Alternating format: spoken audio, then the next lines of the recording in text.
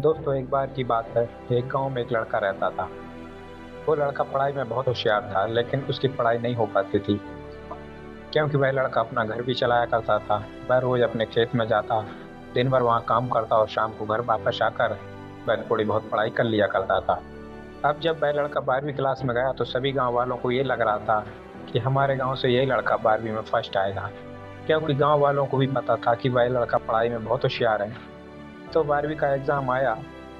लड़के ने एग्जाम दिया और जब 12वीं का रिजल्ट आया तो लड़का किसी कारण से एक सब्जेक्ट में फेल हो गया।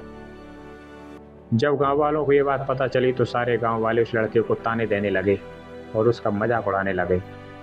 वह जब भी अपने घर से खेत की तरफ जाता तो उस रास्ते पर उसे जितने लोग मिलते वह सब उसे ताने देते।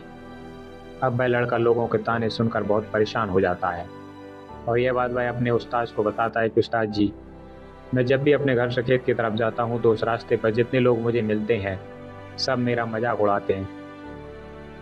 तो उसके उस्ताद ने उससे कहा कि तू ना एक काम कर, एक बड़ा सा लोटा ले और उस लोटे को पूरा ऊपर तक दूध से भर दे, और जब तू उस रास्ते से गुजरे तो तू उस लोटे से दूध का एक बूंद भी नीचे गिरने मत देना। लड़के ने एक दिन वैसा ही किया। वह जब उस रास्ते से दूध का लोटा लेकर निकला तो उसका फोकस उस लोटे पर इतना था कि उसे लोगों की आवाज़ ही सुनाई नहीं दी। वह इतने ध्यान से उस लोटे को लेकर चल रहा था कि उस लोटे से दूध का एक भी कतरा नीचे नहीं गिरे। इसकी वजह से उसे लोगों के तानों की आवाज़ भी सुनाई नहीं दी।